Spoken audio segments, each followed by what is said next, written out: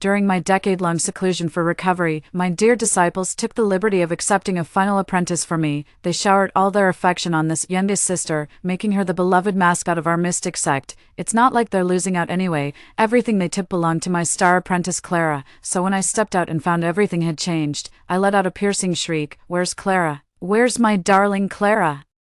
The valley was eerily quiet when I emerged from seclusion. Not a single disciple remained of those who'd vowed to keep me company daily. Never mind, a decade is too long, no harm in being a little lax. With this thought, I consoled myself. I immediately headed for the forest, where I lived with my disciples. When I saw all 6 disciples gathered around the table, chatting and laughing merrily, my heart settled, convinced their bond would truly stand the test of time. Then the sole female cultivator turned around, a complete stranger to me, yet the spiritual roots, magical artifacts, even the robe she wore, all belonged to Clara. Out of 6 disciples, the one missing was my dearest Clara. A bad feeling crept in, and I immediately stepped forward to ask, "Where's Clara?" My 5 dear disciples froze when they recognized me, too guilty to utter a word. Instead, this female cultivator stepped forward, eyeing me with undisguised scrutiny. "Senior sister, have you come to Violetwood Grove to demand answers? Whatever grievance you hold, directed at me, spare these brothers from trouble." Though I'd done nothing yet, her voice suddenly lost its edge. Pressing a handkerchief to her lips, she coughed lightly, the blindingly white fabric revealing faint streaks of blood. "Senior Clara was right to reprimand me. It's my fault. Our senior brother only meant to discipline her. If this displeases you, sister, I'll kneel before you. Please don't take it out on him." Perhaps proximity to the ground made pretense unnecessary. She suddenly vomited dark blood and collapsed unconscious. "Do you take me for a 3-year-old with these tricks? Not a single internal injury, and even has magical artifacts to replenish energy, and yet you're coughing up blood. How amusing. This act won't work on me, but it's perfect for those 5 idiots." The 5 who'd been playing dumb immediately panicked and swarmed around the unconscious person. "Junior sister, are you all right? Wake up, don't scare us like this. We'll take you back to your room right now," where some showed her concern, others clearly held grievances against me. My second disciple, playing the elder brother, chided me with a reproachful tone. "Master, Lilith is your disciple too. How could you treat her this way? Since when do disciples address their master as equals?" I drove my foot straight into his knee, sending him crashing to the ground. The pain must have been excruciating. His face twisted into a grimace, giving him an icy glare. I'd run out of patience. "Last chance. Where's Clara? The Immortals' Fall Cave." "What? How dare you throw someone into that accursed place?" Seeing my genuine fury, my second disciple ignored the pain in his legs as he knelt on the ground. He grabbed my sleeve and began explaining. "Wasn't it our senior sister who tried to kill our junior? Shouldn't such a merciless disciple face punishment? He was too damn irritating." I kicked him clear across the courtyard. The remaining 4 disciples stayed silent, but the hatred in their eyes spoke volumes. They thought exactly the same. Ignoring them, I drew my sword and rushed toward the Immortals' Fall Cave. If I weren't in such a hurry to save Clara, those bastards would be dead men walking, true to its name. Even an immortal wouldn't last more than a few days in that cursed cavern. That might be an exaggeration, but a novice cultivator like Clara stands no chance against the cave's vengeful spirits. Defying the magical onslaught, I scoured the cavern with an orb of condensed spiritual energy, searching desperately for Clara. After what felt like an eternity, I finally found her unconscious form in the deepest recesses. One more step, and she would have plunged into the bottomless abyss. Gone without a trace, forever. Beneath the rage, I felt a glimmer of relief, relieved I'd emerged from seclusion early, before Clara's grave grew weeds taller than me to mourn over. Without another thought, I scooped Clara up and rushed toward the forest. The ice bed I'd procured for her years ago could perfectly preserve her fading spiritual energy to sustain life. As I passed the front yard, I gave it a quick glance but didn't spot those 6 troublesome pests, to my utter surprise.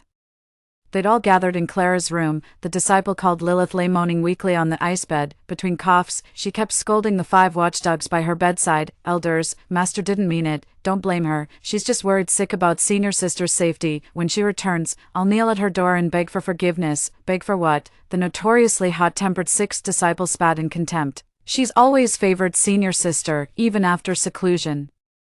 Has she forgotten who's been maintaining the Purple Fir Grove all this time? None other than second brother." The named second disciple remained silent, accepting the flattery without protest. "Master raised us with great effort, so let's let it slide this time. But if he ever bullies junior sister Lilith like this again, I'll stake my reputation as an inner disciple to demand justice." "Exactly. If Master favors senior sister, then we'll just have to look after Lilith more ourselves."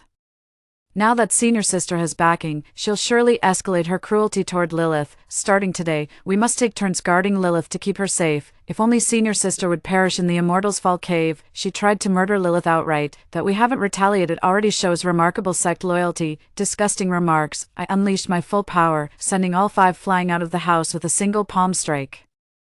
The sound of coughing blood and frantic door pounding erupted. Master, don't hurt Lilith. If you lay a single finger on Lilith today, I'll have my revenge even if it means being branded a Master Slayer. If Master finds us so displeasing, why not let us leave with Lilith? Then no one in the Violet Grove will serve you ever again. I'll go find the sect leader. He'll surely stop you. Listening to these laughable threats, I remember how devout they looked, kneeling before me one by one, begging me to lead them away from this mortal world. They vowed to serve me with filial piety, promising to love senior sister Clara as their own flesh and blood, yet their love has reduced Clara, once fair and plump before my seclusion, to a gaunt shadow of herself, covered in wounds, and their piety has turned me, their preaching master, into nothing but a cruel tyrant. What filial piety? Sarcastic tone. I shot Lilith a glare, and without a word, she scrambled off the bed to kneel. Her 5 watchdogs couldn't help her, nor would she dare defy me. I placed Clara on the ice bed and channeled spiritual energy to protect her vital meridians. Only after confirming she was unharmed did I turn my attention to the third person in the room. Sensing my gaze, Lilith respectfully kowtowed to me. Honored master, your disciple pays respects. When I joined the sect last year, you were in seclusion, so these formalities must be observed today. What?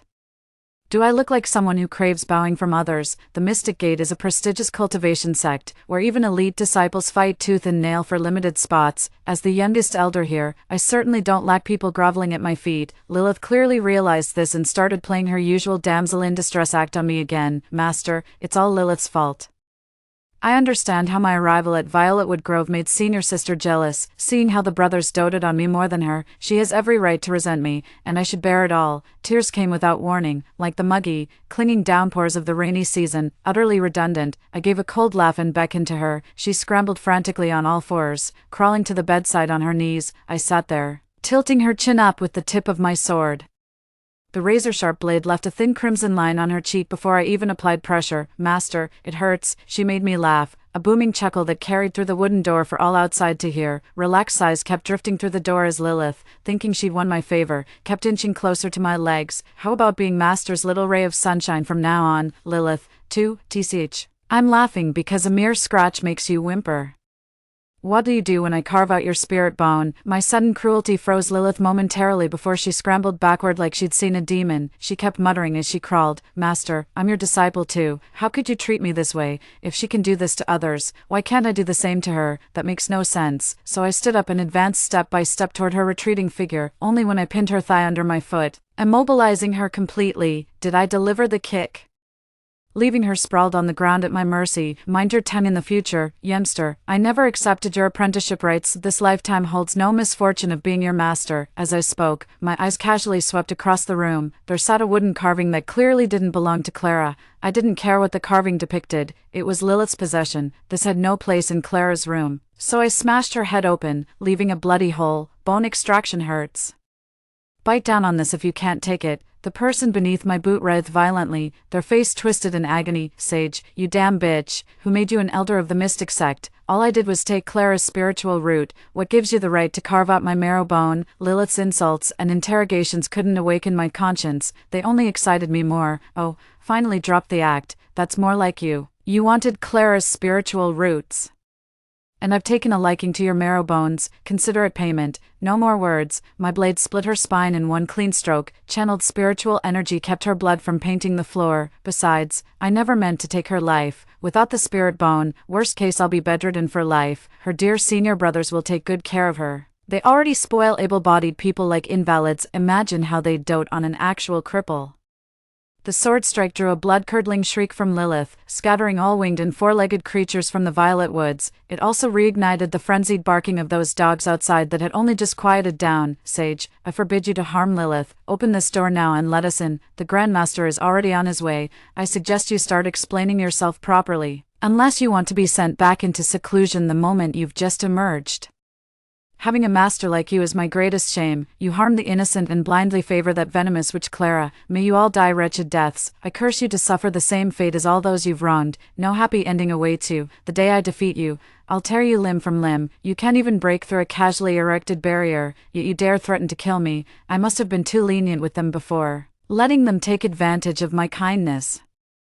I'll settle scores with them later. For now, tuning out distractions as I begin my bone purification ritual. This marrow cleaning requires precision. Too much force could sever the spiritual meridians intertwined within. Progress must be measured inch by deliberate inch. The one beneath the blade writhes in excruciating agony, while the wielder suffers no less, especially for a novice like me. Every cut demands utmost caution. Lilith let out a single shriek at my first strike, then lay still as a gutted fish, seems halfway to the grave already. After I'd repositioned the spirit bones onto Clara and waited for them to fully integrate, I suddenly realized 8 hours had slipped away. The entire world lay deep in midnight slumber, all except the bustling mystic gate. I checked Lilith's breathing, still a faint pulse, gave her a day's worth of spiritual energy to stabilize her vitals. Though I did strip her of everything she had, the temperature-regulating golden robe, the pouch filled with rare elixirs, those priceless life-saving artifacts, all originally gifts I'd given Clara, better destroyed than letting outsiders benefit. After packing everything, I opened the door. Whoever treasures Lilith will come to claim her. When the door opened, I thought my eyes deceived me. Nearly every inner disciple of the mystic sect had drawn their swords against me. Even the usually pragmatic sect master couldn't resist meddling in this affair. Sage, you've grown even more reckless since emerging from seclusion. Absurd. He condemned me without even asking why I was furious. I've got a mouth, so of course I clapped back. When my disciple gets bullied, as her master, I'll damn well stand up for her. But we're your disciples too, just like Lilith, the usually proud fourth disciple shouted, visibly struggling to hold back tears. The surrounding disciples were deeply moved by his plight and voiced their agreement in unison. Elder Sage, I've spent over a decade in the mystic sect and witnessed how you favored certain disciples before your seclusion. You procured countless magical artifacts and herbs for Clara, yet denied even basic wound salves to other injured juniors. Clara's been bullying them for years. They were absolutely justified in teaching her a lesson. Elder, you wouldn't know this. Right after Lilith arrived at the Violetwood Grove during your seclusion, Clara abandoned her in the back mountains. That place swarms with demons. We searched for 2 days before finding Lilith. Had she not been clever, she wouldn't have survived. Indeed, Elder, senior sister Clara resorted to dirty tricks during the last tournament, leaving Lilith severely injured. We knew she acted out of shame for losing to a junior, so we merely had her compensate Lilith with her sword. What a relentless string of malice. We took everything Clara possessed and gave it to Lilith. My fury grew with every word until I unleashed an energy blast that sent them all flying. His authority as sect leader was challenged. Enraged, he bellowed, Sage, have you lost your mind? I ignored him, simply stepping aside to clear the doorway. If you want her to live, stop wasting my time with words. My reminder finally made everyone notice junior sister Lilith's presence in the room. 2 close female disciples rushed in, only to scream in horror upon touching Lilith's boneless state. Sect Master, Lilith's spiritual bones have been extracted. If their previous accusations carried resentment, now their gazes burned with murderous hatred toward me. My senior brother of decades glared at me with eyes wide in fury. His sword was already poised at my heart, ready to pierce through me in an instant. I wasn't idle either, swinging my blade to parry his life-bound sword. Senior brother, have you forgotten how you became sect leader? He understood my threat? Suppressing his rage with visible effort, with a disdainful snort, he ordered his inner disciples to carry Lilith away. My 5 disciples attempted to follow, but I blocked their path. Sage, from this day forth we renounce you. You'll never call us disciples again. 3. The 6th disciple who kept yelling was the most disobedient, so I straight up slapped him across the face. The blow sent stars dancing before his eyes as he tumbled head over heels across the ground. He still glared at me with pure hatred, but fear of another beating kept him silent. When I throw hands, I throw them for real. Seeing me strike the man, the sect master regained his composure and hastily led his disciples out of the purple cedar grove. I wasn't holding back when I hit him. He dared challenge me, probably thinking my decade in seclusion had mellowed me. After the crowd dispersed, I gave each remaining person a solid slap. Seeing them all lying on the ground covering their faces lifted my spirits a bit. Leaving the U-Grove is fine, but after raising you all these years, it's only fair this master-disciple bond concludes with repaid favors or revoked blessings, don't you think? With that, I turned and went back inside. Get in here, on your knees. As I settled back by Clara's bedside, the 5 apprentices shuffled in awkwardly, not a single one knelt. They all stared at me defiantly in protest. Without another word, I cast an equalizing weight spell upon each of them. The crushing force left them no choice but to kneel and endure. How dare you show such favoritism to Clara? What a racket! So I hit them with a silencing spell. Suddenly, Clara on the ice bed furrowed her brows and cried master, as if trapped in some nightmare. I leaned down to feel her forehead, gently wiping away her sweat. Why do I treat her so well? Probably because she saved my life 20 years ago, 2 decades ago. A great demon emerged in the west, wreaking havoc upon the world. Back then, I was merely a disciple under the former sect master of the Mystic Gate. Setting aside his own son, he often said I was his most accomplished and favored apprentice. He claimed that had it not been for my senior brother, I might have succeeded him as the next leader of the Mystic Gate. He promised that if I could subdue the great demon in the west, mortals would forever remember the sage's benevolence. With my blood-stained sword on my back, I descended the mountain and headed westward. Back then, I still dreamed of becoming a renowned cultivator, sworn to save all living beings. Along the way, I helped every destitute soul I encountered whenever possible. By the time I reached Cedar Town, they all called me their savior. They say my kindness is beyond repayment for eternity, yet no one warned me that demon was a shadow wraith. By the time I realized it was too late, the wraith had fused with my shadow. Killing it would cost me half my life, but I always carry this demon-repelling talisman. No evil spirit can get near me. Puzzled, I took off the talisman only to discover it was a counterfeit. My senior brother had swapped it with a fake. He feared my demon-slaying success would win the people's favor and threaten his position. That day, I meditated for hours but still couldn't comprehend human nature. Yet my righteous desire to vanquish evil compelled me to devise a demon-slaying plan. I told the village chief I'd separate my shadow's true form, making me and the shadow demon equally matched. We'd surely wound each other gravely in battle, then I'd need the villagers to strike and finish off that shadow demon. The mayor agreed most enthusiastically, yet when I lay paralyzed on the ground, he hurled stones at me. For the shadow demon declared, I shall remember each of you. Should you fail to kill me this day, I will hunt you down one by one to settle this score. Then your parents, your children, even your very flesh shall fill my belly. To mortals, a demon's threat carries more dread than a cultivator's promise. The villagers who once treated me well have all turned against me. It's all your fault. If you hadn't meddled, we could have just offered a child each month. Now we're all doomed. Please don't be angry, my lord. That Taoist priest deceived us all.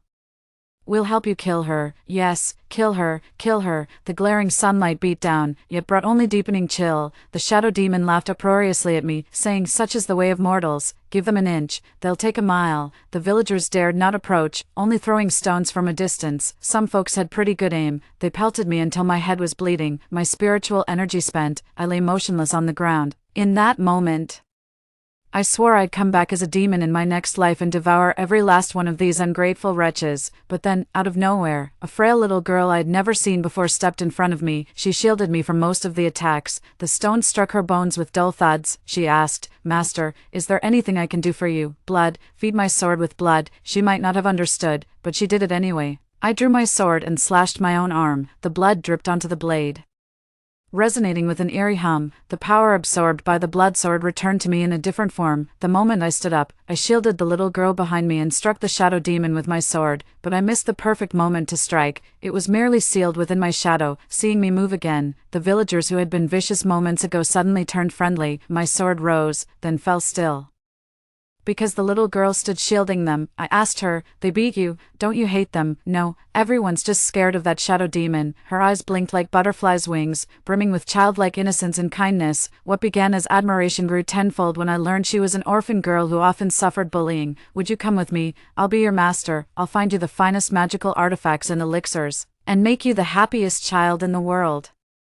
The grimy little child hugged me in that moment. Yea, now I have a family too. She had no name, so I gave her one, Clara. The spirits are rich and complex, but Clara proves the most challenging to distill. Later, I brought Clara back to the Mystic Gate. She became my first disciple. I reported all my senior brother's underhanded schemes to our master. Still, out of fatherly compassion, Master only made my senior brother reflect on his mistakes at the Cliff of Penitence for 2 days.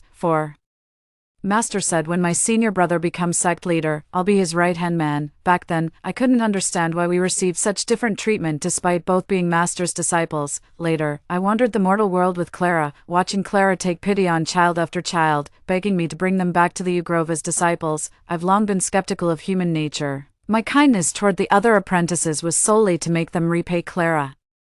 asking me to cherish them as I do Clara. That's beyond me. Clara knew my weakness well, so she redoubled her efforts to treat them kindly. Whatever I gave Clara, she'd share most of it with others. That's why I never bought into Lilith's nonsense, yet those who've benefited for over a decade swallow it whole. Makes me question their motives. 10 years ago, I sensed the shadow demon within me acting up and resolved to destroy it once and for all. I informed them in advance. They seemed so devoted to each other back then that I felt at ease entrusting the Euphorus to them. Looking back, they must have already been plotting against me at that time. At this thought, I opened my eyes and felt a grim satisfaction seeing the 5 kneeling figures struggling under the weight of the 1,000-gene curse. To truly understand Clara's suffering, I delved into her spiritual realm, tracing back to the very day Lilith first appeared, a year ago in my memories. Clara was suddenly summoned to the Grand Hall by the sect master. The sect master gestured toward Lilith in the hall and said, "This year's new inner disciple has been assigned to your violet grove." Clara hesitated for a moment before mustering the courage to decline on my behalf. "Elder, our master is still in seclusion and cannot accept disciples. Perhaps you could wait until he emerges to make your selection." The sect leader's face darkened at this rebuff, his cold gaze sweeping over Clara's fellow disciples. The other disciples quickly caught on and chimed in, "Though our master isn't here, we must heed our martial uncle's words. The Violet Grove won't mind having another junior sister." No one paid any attention to Clara's objections, and so Lilith was brought into the Violet Grove. In Clara's memories, she'd always been kind to Lilith, yet her kindness often ended up hurting Lilith. When she taught Lilith magic, the training would leave the girl covered in wounds, so her bulging storage pouch kept getting emptied by junior disciples under various pretexts. "Senior sister, since your sword aura injured Lilith, I'll take this Ganoderma to help her recover." "Senior sister, Lilith got poison from the pastries you gave her. I'll be taking this antidote pill to save her." "Senior sister, Lilith only wants to cultivate with you. Why refuse? How about sharing some more elixirs to aid our practice?" Taking these wasn't enough. This whole year they've been treating Clara like a walking blood bank. I've seen the truth behind all those misdeeds the inner disciples spoke of, clear as day in the spirit sea. They claimed Clara abandoned Lilith in the backwoods to fend for herself. The truth was Lilith had asked Clara for directions to the backwoods. Knowing the dangers, Clara pleaded with her repeatedly not to go. Lilith gave empty promises, yet sneaked off anyway, leaving a note about finding Clara's birthday gift. Clara didn't sleep for 2 days while searching for the missing Lilith. The accusation about cheating during the tournament is completely baseless. The truth is Lilith was outmatched by Clara but refused to admit defeat. She even had the nerve to confront Clara over a minor scratch on her arm. "Senior sister, you drugged me. Why else would I be this weak?" Clara tried to explain, but Lilith's single eye lost left her speechless, and cost her the legendary sword I'd found for her. After realizing everyone was on her side, Lilith became even more vicious toward Clara. This time in the Immortal's Fall cave, she merely gave herself a scratch, yet falsely accused Clara of attempting to murder her. If Lilith was the mastermind behind framing Clara, those 5 troublemakers were her willing executioners who knew exactly what they were doing. Clara regained consciousness around noon the following day. I was resting with my eyes closed when suddenly, a faint master reached my ears. Opening my eyes, I met Clara's tear-filled gaze. Her eyes held nothing but unspoken anguish as she looked at me. Afraid I'd distressed her like the others, she could only whisper "Master" again. "Clara, I'm here, with me as your master. No one will dare bully you again." 10 years ago, I used to say this to her often, and she would always just smile. A decade later, she wept instead. Clara clung to me desperately, her tears flowing like a breached dam, unrestrained and overwhelming. Wait for her to compose herself. Watching my pale-faced disciples who'd been kneeling for hours, I conjured 2 lashes of magic. I casually lifted the weight curse and the silence hex from them. The strike sent them sprawling with pained whimpers. "Master, what are you doing?" Clara just woke up and didn't understand my intentions yet. I gently patted her hand and explained, "Clara, yesterday they claimed I was unworthy to be their master and wished to leave Violetwood. I consented, on the condition they leave behind all benefits gained through these years, and I shall grant them freedom." Truth be told, this whole ordeal was unnecessary. I just wanted to let Clara vent her anger. Those who wronged her shall pay the price. Though barely able to speak, they still stood their ground defiantly. "Sage, what have you ever given us? Take what you will. But after this I'll never acknowledge you as my master." How shameless. Then let me tell you exactly what favors you've received from our master. Their insults crossed Clara's bottom line. I could tell from Clara's expression she was reluctant to sever years of friendship and ready to let it go. But now they've forced a full reckoning. Junior brothers, let's not dwell on the elixirs and swords master has given you over the years. Instead, I'll recount how he saved each of your lives. Second brother, when you foolishly went snake hunting in the back mountains as a child and got bitten by a venomous serpent, it was Master who braved the snowfields to find the snow lotus that saved you. Third brother, when your reckless ambition led you to ignore orders while demon slaying and you got captured for refinement, it was Master who stormed the demon's lair to rescue and heal you. Fourth brother, born with a fate that wouldn't see you past 15 winters, it was Master who intercepted the heavenly tribulation meant for you. Fifth junior, when you shattered the soul jade, it was Master who painstakingly pieced your spirit back together with his spiritual energy. Sixth junior, you coveted the sect leader's disciples' magical artifact and stole their destined opportunity. Had Master not pleaded with the sect leader on your behalf, do you really think you'd still be alive today? I'd completely forgotten about these incidents until Clara mentioned them. Turns out I haven't been such a terrible master after all. When they scolded me yesterday, I thought all I ever gave them was harsh words and blows. They seem to have forgotten all that too, falling into an awkward silence. 5. It's not like we asked her to do any of this. I stayed silent, just watching Clara. Clara was clearly furious, repeating "fine" 3 times through gritted teeth. If you won't acknowledge the life-saving debt, at least return the material aid Purplewood Grove provided. I never imagined our Purplewood Grove could be so petty. They merely shed their outer robes and surrendered the pitiful handful of elixirs and herbs from their storage pouches. They wouldn't even let go of the sword I found for them. They called it even. Seeing my silence, they exchanged glances and tried to bolt, with a cold laugh. I raised my hand and sealed the door shut, leaving them no escape. Fine, what a splendid accounting. Since our master-disciple bond is settled, I'll be collecting the debt of our first meeting too. As I spoke, I immobilized all 5 of them. Second brother, when I found you, your family was selling you into palace service. Had I not intervened, you'd be a eunuch by now. So I severed his spiritual roots and took his manhood. Third brother, when I found you, you'd been trampled by a passing noble's steed, your legs crushed beyond use. Without my intervention, you'd have been a cripple for life, so I severed his spiritual roots and chopped off his legs. Fourth brother, when we met, you were writhing in incurable agony. Had I not stepped in, you'd be rotting in your grave by now. What is it? So I simply ran him through with my blade. Old Fifth, when I found you, you were just a blind beggar. Without me, you'd still be groping in the dark with your begging bowl, so I severed his spiritual roots and put out his eyes for good measure. Old Sixth, when we met, you were destined to burn as funeral offerings. Had I not intervened, you'd have been ashes these past dozen years. Thus I kindled upon him flames that no water could quench. He writhed in agony on the ground, with no escape from the torment. Since he enjoys throwing tantrums, let him vent while he still can. His days are numbered. I can't stand how messy Clara keeps her place. With a single teleportation spell, the entire room's occupants were transported to the Mystic Gate Hall, just in time to catch the sect master and elders framing me with false charges. The 6th disciple spotted salvation, darting around the hall wreathed in flames. The terrified elders scattered like startled birds. The few surviving disciples who could still speak began crying for help. Uncle Master, save me, Sage has gone mad.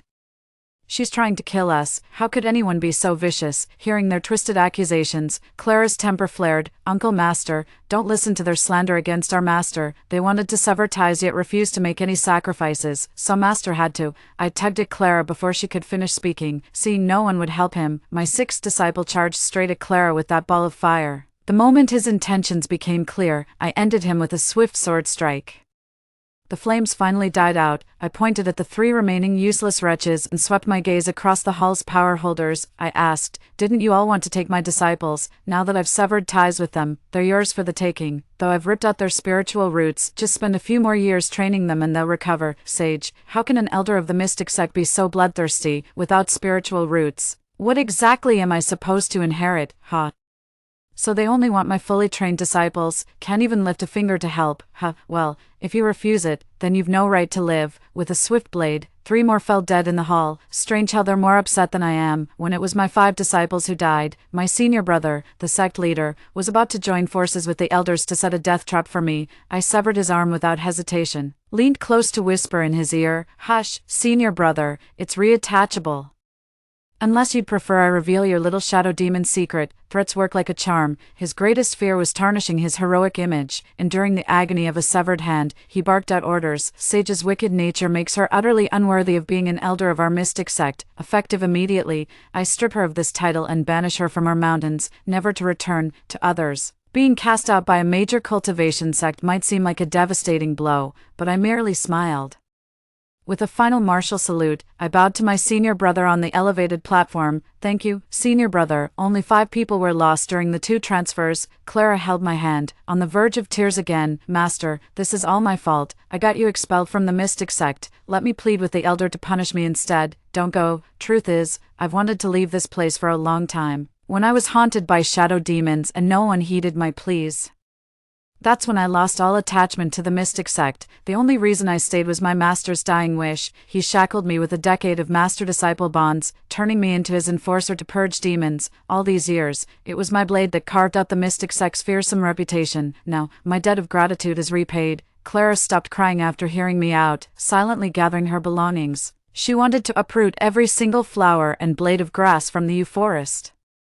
"Not a single blessing shall remain for those ungrateful wretches." The cage that trapped me was reduced to ashes by Clara's raging fire. As I descended the mystic gate, twilight had already embraced the mortal world. Clara pointed at the wisp of smoke rising in the distance. "Master, let's rest there. People told me about this new tavern at the foot of Xianmen. They say the food's amazing."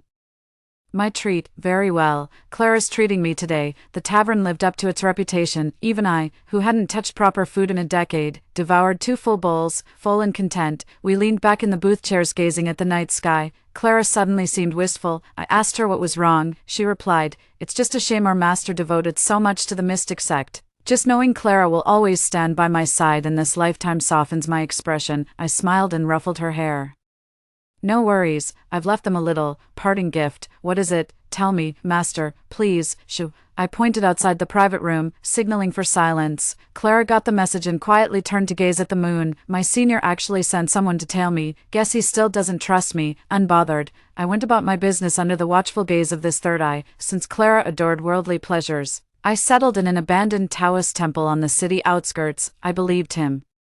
With my renovation skills, the dilapidated building gradually became habitable. I christened each shabby room, then gave the temple itself a new name, Purple Grove, because Clara said the Yew Grove is our home. It used to be a small bamboo grove of the Mystic Gate. Now it's our sect's name, though there isn't a single bamboo here. When the Yew Grove was first established, only villagers nearby knew of it. They chuckled. "Master Taoist, cultivating immortality is no easy feat. Yen seekers naturally flock to major sects. Your humble establishment here may go unnoticed." I simply smiled in return. "No matter, the path of cultivation follows destined encounters. Besides, it's not as if I'd lack for disciples." While I was meditating, Clara would occasionally sneak off to nearby towns for some leisure. Every time she spotted those poor orphans, she'd secretly bring them back to the Yew Grove to raise, then beg me to take them in. 6. Thanks to her, I'll never run short of disciples in this lifetime. Thanks to her, the Purple Maple Grove gained quite a reputation. Being short on funds to support them, I'd take any demon-slaying job that paid around the area. Clara picked up the trade too. Whenever some wealthy household reported hauntings, she'd show up to perform exorcisms. At least we managed to patch up those dilapidated huts in Purple Maple Grove, just as everything was falling into place. The cultivation world was struck by devastating news. The inner disciples of the mystic sect were slaughtered overnight, with only outer sect members surviving the massacre. When Clara told me, I'd nearly forgotten about this special gift. It was the sole remnant of the shadow demon I'd slain. The shadow demon had dwelled within me for a decade, secretly intertwining with my inner demons. When I secluded myself to destroy it, my inner demons were purged along with it. During those 10 years of seclusion, the shadow demon's spirit fed on my essence daily, eventually becoming the physical manifestation of my obsession, and my greatest demon was the slaughter of the Xianmen sect. Slaughter this false sanctuary that displeases me. Though this inner demon is dangerous, it dares not act up as long as I remain in the mystic sect. Spirits lack physical form. They'll dissipate into nothingness after drifting for a few years. Yet I never expected that after leaving seclusion, I wouldn't even last 2 full days in the mystic sect. Perhaps this calamity was fated for the mystic sect. How lamentable! The foremost sect vanished from the cultivation world just like that. On a tranquil rainy night, the gates of the Violetwood Grove were knocked upon. My usually domineering senior brother appeared before me in utter disarray. "Sage, that demon is too powerful. My spells can't even scratch it. All the inner disciples of the mystic sect are dead, the other elders fled, and so did I, but the creature keeps hunting us down. My fellow disciples are all gone. You're my only hope now, Sage. Please save your senior brother." His groveling demeanor brought me no satisfaction, for his plea held no sincerity. If even the mystic sect's grandmaster couldn't defeat that demon, what chance do I have? "I beg you, Taoist priest, leave at once. Don't bring calamity upon our Violet Grove." With that, I slammed the door shut, left him to fend for himself outside, slept soundly that night without hearing a peep, only to be woken at dawn by my rowdy apprentices shouting at the door, "Master, master, there's a dead man at the gate." It was senior brother. He died right at the entrance to the Violetwood Grove. A single sword stroke took his life. Even in death, his hand still reached toward the grove, without much sorrow. I gave orders to my disciples, drag it away, bury it somewhere far.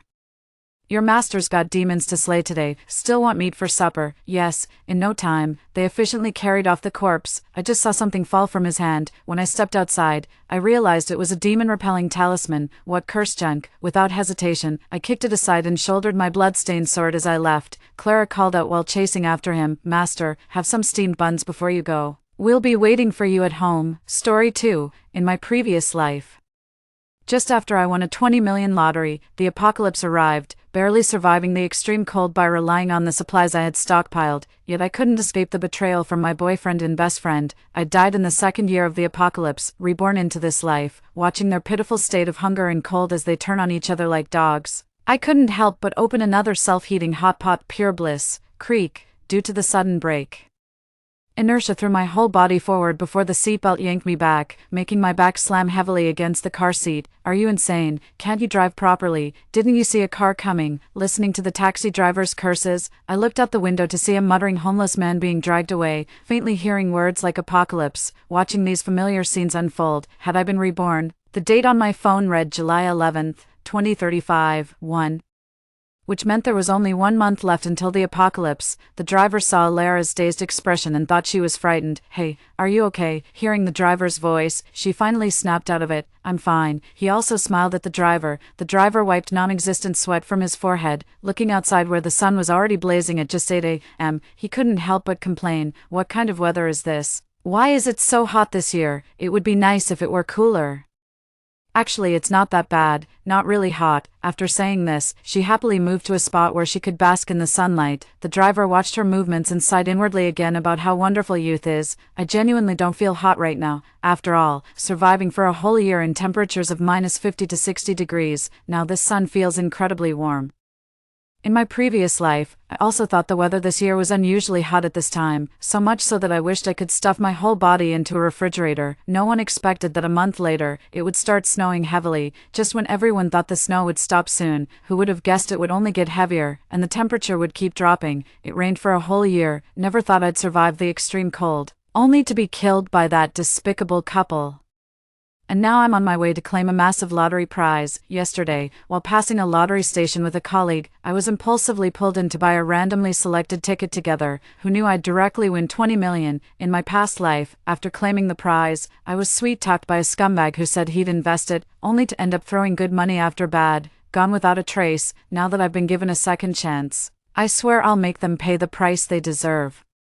But the silver lining is that I hadn't yet told that scumbag about my lottery win. I originally planned to wait until after receiving the award to tell him, to give him a surprise, but now, the surprise is unnecessary. The surprise can still be arranged. Arriving at the lottery center, I walked in quietly. By the time all the procedures were completed, it was almost noon. Seeing the extra 16 million in my bank account, I inexplicably felt at ease. Time is running out. The most urgent task now is to find a personal apocalypse shelter. The apocalypse began with extreme cold, followed immediately by extreme heat, causing snow to melt rapidly. Water levels kept rising continuously. Just as I was preparing to move out from my previous residence, that scumbag tied me up, saying I had no more use and keeping me would just waste food before abandoning me. Only then did I realize my so-called perfect boyfriend and best friend had been secretly hooking up behind my back all along. My phone vibrated. When I took it out and saw the message, I felt physically sick, utterly disgusted. "Baby, you mentioned having a surprise yesterday. Can you tell me now?" Reading Jules' message, I couldn't help but scoff internally. A surprise? More like a shock. Want that instead. And seeing the $3,000 she just transferred to Serenity last night suddenly made my heart ache with regret. This is what I've painstakingly saved up. Being an orphan since childhood made me quite introverted, so as long as Serenity is kind to me, I basically can't refuse any request. "You're out of your mind." Suddenly I feel like I'm the universe's ultimate simp. This is a disease that needs treatment. Resist the urge to block them. Now isn't the time to burn bridges. Then I directly contacted the real estate agent. The top priority is finding a suitable shelter for myself in the apocalypse. Fortunately, the two of them don't know where to meet privately, so they probably won't return soon. Otherwise, completely avoiding them would be somewhat challenging. I don't want them to notice anything yet, otherwise how can we give them a surprise? The apartment I lived in during my previous life was on a higher floor, which is why it wasn't buried under heavy snow. Many lower floors were directly covered by ice and snow, with people freezing to death before they could even attempt self-rescue, so the floor must be high, and the neighborhood must be safe. The apocalypse itself isn't the most terrifying thing, what's worse is human nature. I once witnessed several burly men breaking into a household, and soon after, the smell of meat wafted out. In that environment, where could one possibly find meat? The source was all too obvious.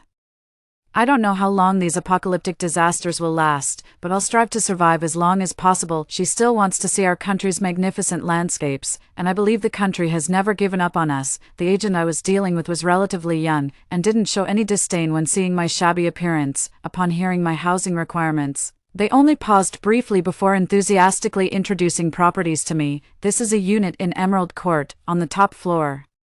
The owner has settled abroad, so you can move in directly with just your luggage. If you wish to make renovations, you just need to restore it to its original condition when the contract expires. After listening to the salesperson, I was very satisfied with this house and signed the contract directly. After getting the keys, seeing there was still time, I rushed to the renovation company again. After extreme cold comes extreme heat, and what comes after that is unknown. After all, I didn't live that long in my previous life, but surviving known risks is still achievable. The first thing now is to renovate the house, adding insulation layers everywhere. Anyway, money is no object now. When the apocalypse comes, this money will just be worthless paper. All materials are of the highest quality. The boss claims they can withstand temperatures from -50 to 50 degrees, but who knows if that's true? It remains to be verified.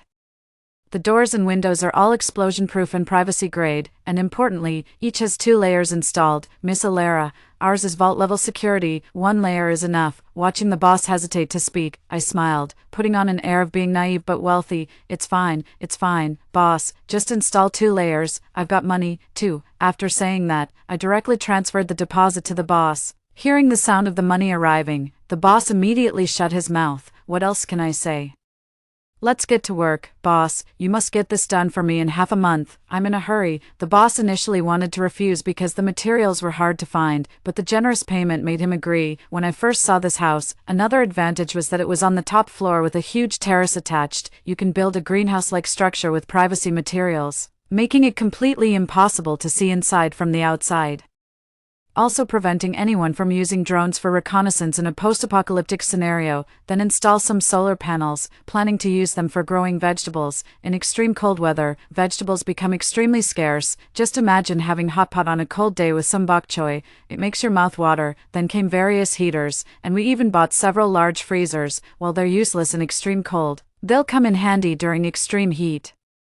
Not sure how long we can stay at this base, but it's always better to be safe than sorry. Store them all in one room and connect the solar power circuit to that room. Opened Taba and immediately ordered 10 sets of cold-proof suits, 10 sets of heat insulation suits, along with hand warmers, cooling patches, and stocked up on essential medicines, thinking about the extreme heat coming later, when the accumulated snow would directly turn into vast waters. I ordered 2 more speedboats just in case.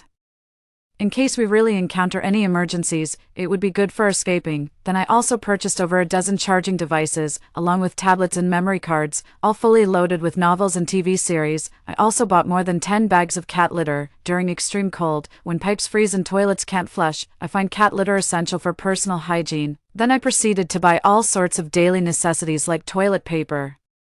Next came various self-heating meals. I ordered every favorite dish I saw, eventually losing track of how much I'd purchased. After finishing everything, my stomach growled, so I ordered takeout from that place I usually can't afford. After finishing the meal, take out paper and pen to plan what you need to prepare for tomorrow. Looking at the balance in the bank card, the originally anxious heart calmed down a bit. Give yourself some encouragement. It's okay, Alara, you can do this. There's still time, you'll definitely get through this safely. After waking up the next day, I casually had some breakfast and first went to the car rental place to rent an SUV. Although I could have others help with deliveries, people's intentions are hard to guard against. It's best not to let others know about stockpiling supplies. I also considered that a small truck could carry more, but small trucks frequently entering and exiting the neighborhood would be quite noticeable, at worst. I'll just make a few extra trips myself, even after completing the paperwork. It was only 9:30, but the heat waves on the ground already seemed to be boiling, so I hurriedly drove to the city's largest wholesale market. I bought 20 bags each of rice and flour, along with various seasonings by the box, assorted canned fruits, dried fruits, snacks, beverages, and more. The shopkeeper followed behind. Filling out the order form as we went, I told the shopkeeper I was running a small convenience store. Though he seemed a bit surprised that a store owner would come to the market for supplies, he didn't say anything since there was money to be made. After confirming what I might have missed, I suddenly thought of vegetable seeds. After asking the shop owner where to buy vegetable seeds, I pulled some of the items and left first. The owner kindly gave me a small card as a gift. There was no other way. There were simply too many things. Even if I made several trips every day, it would still take days to move everything. Politely declined the boss's offer to help with deliveries. In the apocalypse, I've grown accustomed to not trusting others. After buying a large quantity of seeds, drove back to the current residential area, went straight to the underground garage, gradually loaded items onto a handcart, and pushed them into the elevator. The next few days followed the same pattern. It took a full 5 days to move everything from the market back into the house and get it properly stored. We tried our best to avoid people. Fortunately, there were few residents in the neighborhood to begin with, and we didn't encounter anyone while moving things. The online purchases started arriving one after another, forcing us to make multiple trips by car to collect them. During this period, those two people barely acknowledged me either, which suited me just fine as I couldn't be bothered to engage. After a few perfunctory exchanges, the conversations died out. Every day I'm planning how to survive longer in the apocalypse. It's truly a race against time. There are only 10 days left until the apocalypse. I've thought countless times about whether to report this to the authorities, but it sounds too horrifying. In the end, I decided to anonymously post about the impending apocalypse on major social platforms. It's the most I can do right now. It was trending hot at first, but after refreshing later, it got taken down completely. Probably the authorities stepped in to intervene. However, they later issued an announcement stating that observed planetary changes might trigger extreme weather, advising everyone to stock up on more food supplies. Seeing this made me relieved. It seems the country has also noticed the current weather issues and is taking preventive measures. In the apocalypse, human nature is even more terrifying, so it's essential to prepare some weapons for self-defense. 3. Stun batons, tasers, and broadswords. Broadswords aren't easy to obtain. It took connections and a lot of money to finally acquire a few. Once in hand, they felt perfectly balanced, definitely worth the money. Thought of something and bought several more pinhole cameras, installing them all around the outside of the house, then took a few more and returned to the previously rented apartment, installing them for 360 degrees coverage without blind spots, ensuring the ability to enjoy their loving life during the apocalypse later. There are still 5 days until the apocalypse begins, and she has most things well prepared. As for the water supply, we collect and store water every day, and the vegetables on the rooftop are sprouting quite impressively. There are 2 days left until the apocalypse, and the weather is getting hotter and hotter. Just as I was enjoying a delicious lunch at a high-end restaurant, my phone rang. I picked it up and saw that it was a call from that scumbag. Of course, this act had to continue. I waited until Jules was almost losing patience before leisurely answering the call. Alara, what's going on with you? Why did it take you so long to answer the phone? And here I was thinking of bringing you a gift when I got back from my business trip. I'll be back in a couple of days. Remember to buy some things to celebrate when I get back. You can invite your friends over too. The more, the merrier. Jules issued his orders and then hung up without another word. My friends, I only have one friend, Serenity. Want to celebrate? Then I'll satisfy you. Flaunting a large cardboard box stuffed with sponge, topped with snacks, fruits, and the like, deliberately chose to pass by a crowd of elderly folks during peak hours, generously sharing some with them. The grateful aunties even offered to help carry it, but of course I politely declined. After all, there's just a few things on top. Moving them would definitely expose the truth. With 1 day left before the apocalypse outbreak, I'm already comfortably nestled in my recliner, watching the surveillance. The extreme cold struck at midnight, and many people never woke up again that night. Watching the apartment door open, seeing Serenity and Jules appear together, how had I not suspected anything in my previous life? Seeing no trace of me in the apartment, their movements grew increasingly bold. Soon, the two were rolling on the sofa. Serenity, though clearly unable to wait any longer, still pretended to resist. Jules, this isn't right. What if Alara comes back and sees us? Still putting on an act, she gave a half-hearted push. Darling, instead of worrying about her catching us, you should be worrying about yourself. Without another word, He immediately pounced. Unable to bear the cringeworthy scene, I turned off the surveillance feed on my phone and started preparing dinner. Let's have hot pot today. If we don't eat it now, it'll only get worse later since the smell is quite strong. After arranging all the ingredients on the table, I picked up my tablet to watch a drama while cooking the hot pot, watching the bubbling red oil in the pot. The complex emotions about the impending apocalypse were somewhat eased.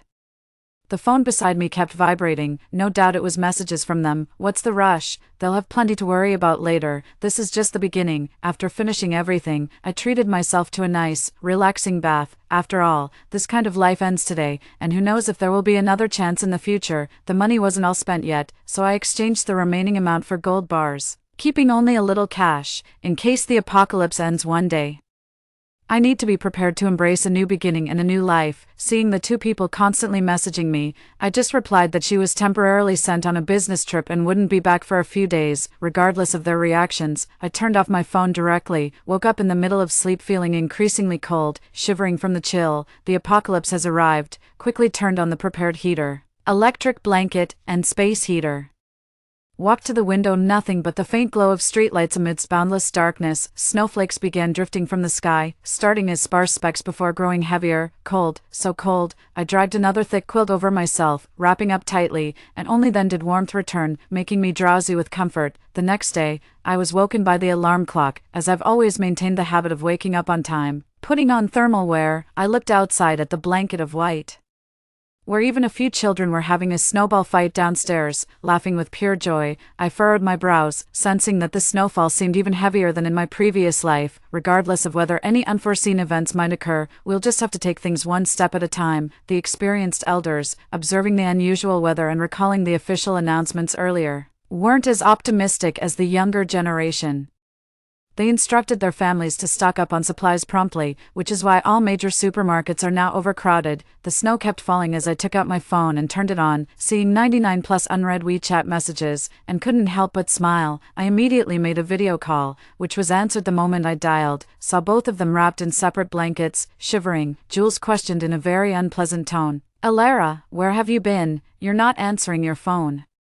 We're freezing to death here. Hurry back and bring some supplies when you come." Looking at them like this, I fought back my disgust and put on a pitiful expression. "Why are you being so harsh? You don't even care about how I'm doing right now. Yesterday I rushed back overnight, and as soon as I arrived it started snowing heavily. I had to stay at a hotel, and my phone died. If I'd known you'd be like this, I wouldn't have come back at all."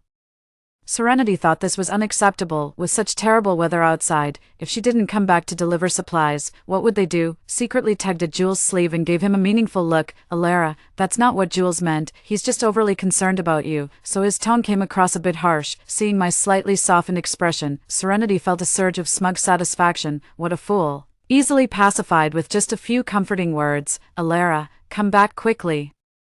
The weather is too severe now. If you return, we can look out for each other." I put on a touched expression. "Okay, I'll come back right away. Wait for me. I'll be quick." After saying that, I immediately hung up the phone, afraid I might vomit if I delayed even a second. As for the supplies, just wait slowly. Last life they sucked me dry, but without my foolishness this time. Let's see how long they can last. It's too cold to cook.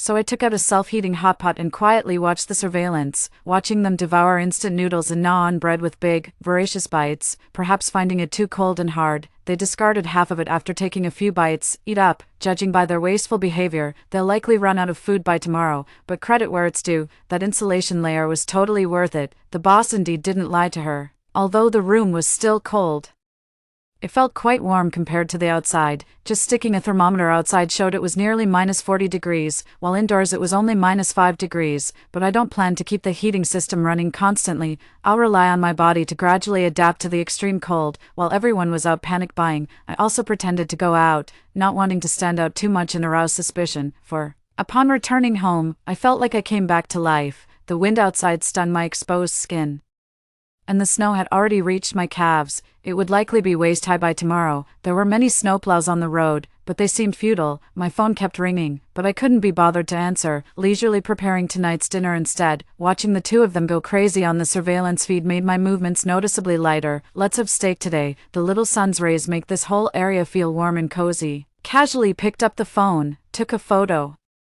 created a group chat with both of them, and sent the picture, then turned off the phone immediately, feeling like I've teased them enough. Finally answered the call. Alara, what do you mean? Where are you? Come back quickly. Hearing Jules' furious voice, I burst out laughing. Me, of course I'm in a place you'll never find. You and her can just wait there to die. Serenity beside me quickly turned to Jules. What did Alara say? Looking at this woman before him, Jules was filled with regret.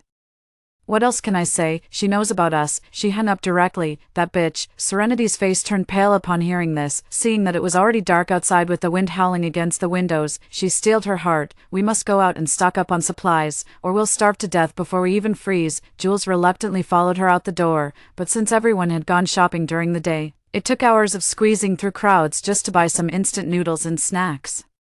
The heavy snow never stopped, only growing heavier. Every day I train my physical endurance, so if I really encounter those people, I'll at least have some ability to protect myself. At the very least, I'll drag a few down with me. Thinking of this, I trained even more fiercely. During that time, those two kept contacting me too, from initial apologies to curses, ending with them turning on each other. I never replied. I just regularly posted my daily meals in the group chat, nothing more. On the 10th day of the apocalypse outbreak, as people couldn't go out, many had already run out of food, there were constant messages in the residents group asking who had food to spare, willing to pay high prices. At this point, food means survival. How could anyone possibly respond to such requests? I was still in that same group when suddenly I saw an older woman post a message, that young girl in building 2. Unit 2502 probably has some. I saw her moving in big boxes before, and she used to share a lot too. She was quite generous. The fish took the bait. Then they saw a group of people directly approaching to knock on the door. Frightened by the crowd, they didn't dare open it and kept explaining they had no food left, but the crowd wouldn't back down. Someone started it, and then the group broke in, taking all their food by force. Jules even took a few punches. Serenity's continuous crying and shouting behind proved futile. After everyone left, the two collapsed on the ground with expressions of utter despair. 3 months after the apocalypse outbreak, snow had already piled up to the 10th floor. Those in lower floors were either buried alive or desperately squeezing into higher floors. Fortunately, the current location has low occupancy, however. With banging sounds heard from 2 or 3 floors below in recent days, people have already moved in. This is absolutely no time for complacency. Ever since Jules traded Serenity to a scar-faced man for a small piece of bread, he never paid attention to them again. It's been 6 months into the apocalypse, and I realize I've become somewhat isolated from the world. During this time, I particularly love staying in my greenhouse. Watching the vibrant green vegetables, only then do I feel truly alive. The current situation has improved slightly, with the government stepping in to maintain control and distributing some supplies to survivors. Though scarce, it still offers a glimmer of hope to those at their wits' end. However, I know full well that the current harmony is superficial. Once the extreme cold passes and we plunge directly into extreme heat, the situation will become even worse than before. I now listen to the radio every day, as electricity was completely cut off just 1 month after the apocalypse began. 5. Apart from the very few with solar power capabilities, only government facilities can barely maintain normal electricity supply. Attention all surviving compatriots, due to the severe situation, after careful consideration, our country has decided to build shelters at the following locations. Hearing this news, I was somewhat stunned. Why hadn't I heard about any shelters in my previous life? I decided to observe further, as taking one wrong step could lead to an abyss. I've been thinking a lot these past few days, and finally made a phone call. It was answered almost immediately after dialing. Hello, who is this? Hearing that deep voice in my ear, I felt an inexplicable urge to cry, Phoenix, I'm at Emerald Court, can you come pick me up? Not hearing a response, I picked up the phone and saw the call was still connected. Suddenly, a voice came through the phone. Alara, is that you? Stay right there, protect yourself, I'm coming right away. Suddenly, there was the sharp sound of a chair being pushed back abruptly. I quickly hung up the phone and composed myself. To be honest, I didn't know how to face Phoenix right now. I can't really be considered a complete orphan. I just got lost as a child, and my biological parents adopted Phoenix. The first time I saw Phoenix, I was crying while eating instant noodles by the roadside. I still remember how he looked disgusted yet pulled out tissues to clumsily wipe my face. Later, when I was taken home, Phoenix became my nominal older brother, while my biological parents were no longer around. Later, I fell in love with Phoenix. Then later, he looked at me with disgust and called me disgusting. Finally, I ran away, completely escaping from Phoenix, changed all contact information. No one could find me, in my previous life, at the moment of my death. It seemed like I saw Phoenix holding me with a terrified expression. In this life, I actually heard news about him on the radio. Perhaps my previous life was real, but that doesn't matter now. I just want to survive. Since Phoenix seems to be doing well now, there's no reason for his sister to be living in fear alone outside, although their own supplies could last for several more years without issue. The unknown dangers are far more terrifying. With extreme heat being the greatest challenge they'll face ahead, originally thought Phoenix wouldn't come for a long time, since he never seemed to particularly favor them before, perhaps because they lacked a sense of security, being too clingy and annoying to others. Never expected that by evening, several modified snow vehicles would arrive downstairs. I was preparing dinner when the door was knocked, and upon hearing it, I instinctively checked the surveillance camera. Phoenix seemed to know I was watching him, as he looked directly at the camera. His intense gaze frightened me so much that I immediately opened the door. The moment the door opened, I was pulled into a tight embrace. His hold was so strong it felt like he wanted to merge me into his body. I noticed two other people beside me and gave Phoenix a slight push. "It's so cold outside, come in and talk, I just happened to cook something." As soon as we entered my safe house, a slightly chubby young man in camouflage exclaimed, "Girl, your place is really nice, much warmer than outside." Then seeing my precious greens, they exclaimed in surprise again. Phoenix looked a bit doubtful too, but ultimately didn't voice the question. Originally I only prepared food for myself, but now 3 grown men suddenly showed up. This amount of food is clearly insufficient. It's been a while since I had hot pot anyway. With them here, I don't have to worry, so might as well enjoy it to the fullest this time. Quickly arranged all the ingredients. During this, Phoenix and I tacitly avoided mentioning past events, as if they had never happened. "Phoenix, your sister is truly capable, graceful in the living room and skilled in the kitchen. Heh, do I look like your future brother-in-law?" After saying this while rubbing his hands, he was immediately kicked by Phoenix. After eating, I was cleaning up in the kitchen when Phoenix suddenly slipped in, took the bowl from my hands, and started tidying up on his own. "Phoenix, do you believe in past lives and reincarnation?" Phoenix paused and said, "Alara, don't say these words to anyone else." I realized I was wrong. I used to be too fixated on things. Isn't relying on a highly capable brother a good choice? After saying this, she left Phoenix in the kitchen, but I regret it now. Phoenix murmured while watching Alara's retreating figure, but no one could make out what was said. Soon I packed up my belongings and returned to the safe house with Phoenix. However, the stockpiled supplies couldn't be moved all at once. Several vehicles came this time to pick up survivors too, so we could only notify people to collect the rest later. But I didn't plan to keep everything for myself. I gave half of it to the state. When they were suffering, the country did not abandon them, so this is also considered a gesture of my own goodwill. Later, I told Phoenix about the extreme heat following the extreme cold. I don't know how he communicated it to the higher-ups, but all bases are actively preparing for the apocalypse. Inspired by China's actions, other countries also began to take initiative. People around the world united and worked together to face this global catastrophe. 6. Although there are always some attention seekers jumping around and stirring up trouble, it's nothing serious. Disasters keep evolving, but humanity keeps progressing. I participate in post-disaster reconstruction work every day, watching people fall one by one, yet seeing others stand up again. Witnessing these scenes, my heart burns with passion. This, I know, is the power of the people. Suddenly seeing an iron rod about to fall precariously, with a child just over 10 years old standing beneath it. He had spoken to me this morning, saying that even if his parents were gone, this place was still his home. Without thinking much, I pushed him aside with all my strength. The iron rod struck heavily on my chest. It really hurts. I don't like the metallic taste in my mouth, but I can't control it. At this moment, my mind is incredibly clear. It feels like my previous life also ended today. It seems I still can't escape this fate. The scene before me gradually blurred. I seemed to see Phoenix running over, his mouth shouting something. I tried hard to listen, but couldn't make it out. I also saw that child clutching my hand, crying incessantly. I tried to curl my lips, wanting to smile, but it seemed I couldn't even do that anymore. My world plunged into complete darkness. I became a vegetable. The best outcome in this misfortune. Every day Phoenix would come and chatter by my ear, unbearably annoying. Many years later, humanity also welcomed its own dawn. As everything gradually improved, the rising sun shone warmly upon me, and my slightly twitching fingers also represented my dawn. Story 2. My scumbag father passed away, leaving my half-brother $1,000,000 in inheritance and a mansion worth tens of millions. I, however, only received 50,000 yuan and a dilapidated old house in the urban village, holding the property deed. My younger brother smiled obscenely. "It's already good enough that the old man was willing to leave you something. That old house is dirty and shabby, which suits you perfectly. It'll be more convenient for you to receive customers, won't it?"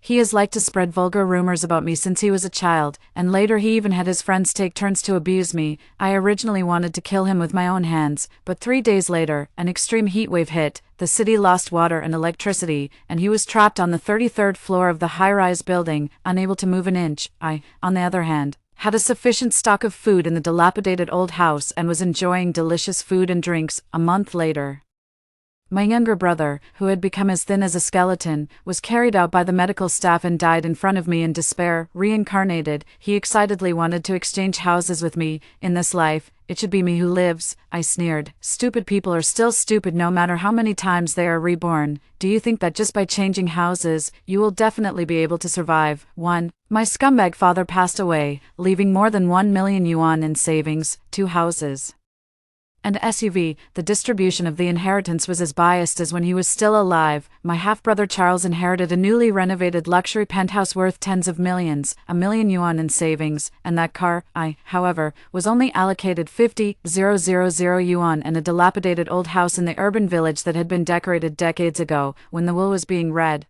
Even the lawyer cast a sympathetic look at me. Meeting the lawyer's gaze, I suddenly realized that I had been reborn.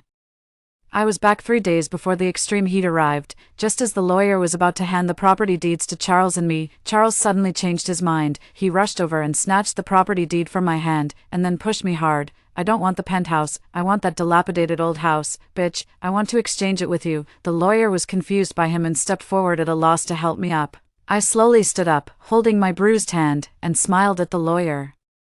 But there was no trace of a smile in my eyes. I almost immediately realized that Charles must have been reborn too, because with his selfish character, he would never have considered exchanging with me otherwise. Sure enough, he hugged the property deed tightly and mumbled to himself, "In this life, it should be me who lives." Although I was reborn, it was impossible for me to go back to that old house again. But I wouldn't let him get what he wanted so easily either. Without hesitation, I slapped Charles and snatched the property deed back. Charles covered his face in disbelief. "Bitch, how dare you hit me?" I sneered. "So what if I hit you? You don't even know how to respect your elder sister. Why should I exchange with you?" Charles first clenched his fists as if he wanted to fight back, then frowned and looked at me suspiciously. "Weren't you the most cowardly before? Why are you suddenly so irritable? Do you know something too?" He suspected that I had also been reborn. And of course I couldn't let him find out. I remained calm. "You've bullied me so many times before. Do I need a reason to hit you?" Seeing that my calmness didn't seem fake, a calculating look flashed in Charles's eyes, and he held back his anger and pleaded with me humbly. "Yes, I know I was wrong. Consider the new house as my way of making amends to you. You've made a great deal. Hurry up and exchange with me." Looking at his submissive appearance, I almost laughed out loud. "Charles, you finally got what you deserve." I didn't agree to him. Instead, I kicked him twice more forcefully. Charles endured it again and again, but finally lost his temper. His fist came at me with a whistling sound. "You fucking bitch. Don't be ungrateful, will you? I'll kill you." I snorted coldly, easily caught his fist, clenched it, and twisted it hard, bending his arm into an extremely painful angle. Charles let out a scream instantly, and beads of sweat rolled down his forehead. He cried out in pain, "Sister, sister, sister, I was wrong. I won't do it again. Please let me go." I had no expression on my face. He couldn't stand it just because I broke his hand. Then what about the despair that pierced my bones when his friends took turns to abuse me in the past life? 2. In the past life, Charles didn't exchange houses with me. The day he got the property deed, he couldn't wait to invite his cronies to have a party in the new house. Halfway through, he called me over, saying that after all these years, he realized he was wrong and wanted to apologize to me for the mistakes he made when he was young. I must have been out of my mind to actually go. When I got there, I realized that he just wanted me to go and pour drinks for them, in just one afternoon.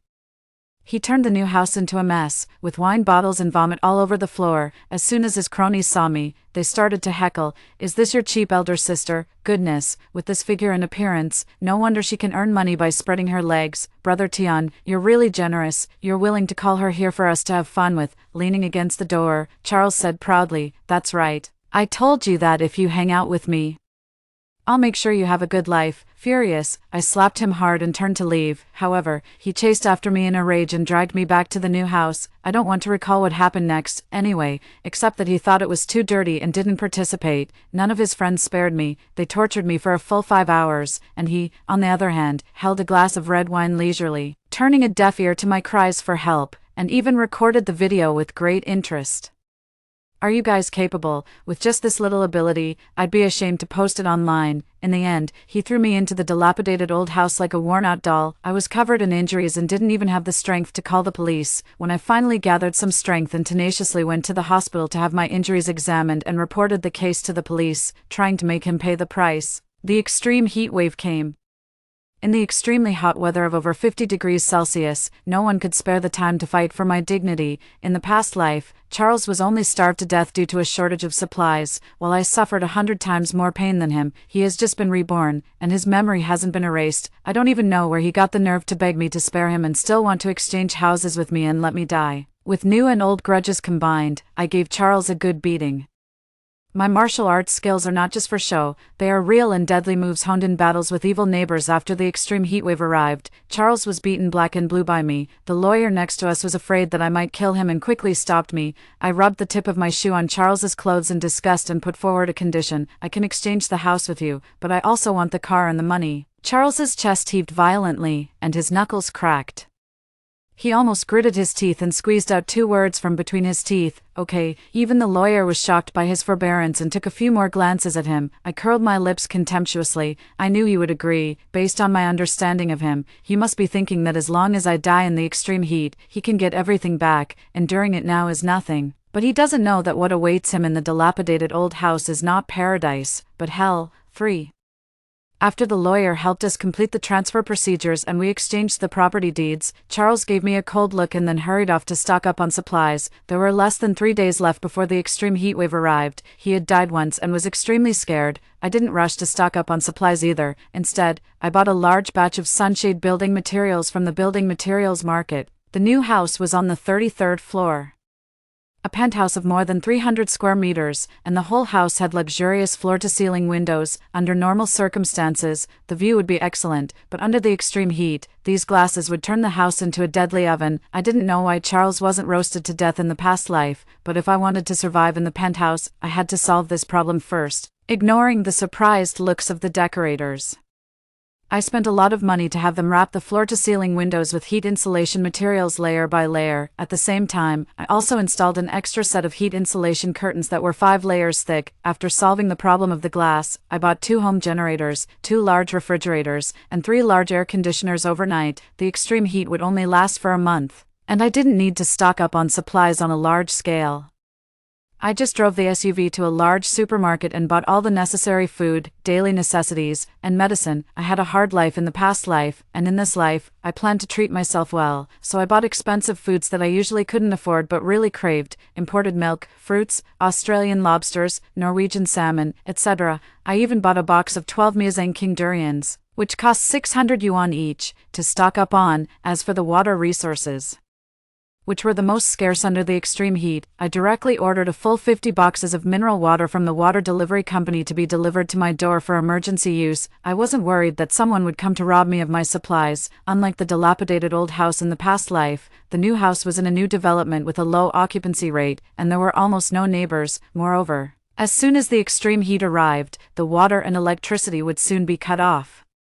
Without the elevator, no one would be willing to climb 33 floors to rob me of my supplies. I was safe, for, the day before the extreme heat arrived, when I was organizing the freezer at home, I suddenly felt a severe headache, and a strange voice sounded in my head. Hello, host, I am your monitoring system, in view of your excellent performance in the extreme heat environment in your past life.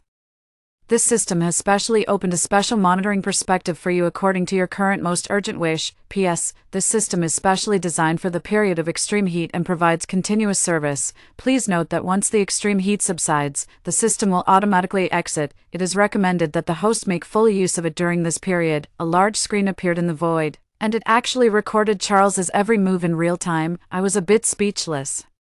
Since I had awakened the system, couldn't it give me something more useful? What's the point of giving me this lousy monitor? Who wants to keep looking at Charles's unlucky face? I silently complained in my heart. The system detected my thoughts and said after a moment of silence, "Don't you want to see with your own eyes how he brings about his own destruction in the dilapidated old house?" Well, I really do. Charles was in the dilapidated old house at this time.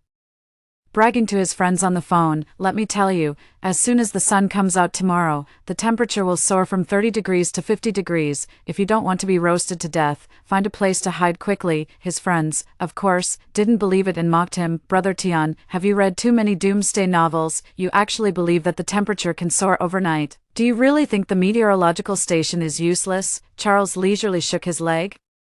"Believe it or not, you'll know tomorrow. Don't blame me for not reminding you then." He hung up the phone with a snap, still sounding proud. I knew that Charles didn't remind his friends out of kindness, he just wanted to show off his foresight, but he didn't know that it was this reckless show-off that accelerated his death. He was reborn once, but he was still so stupid. He thought that since I could survive smoothly in the dilapidated old house in the past life, he could definitely do it too.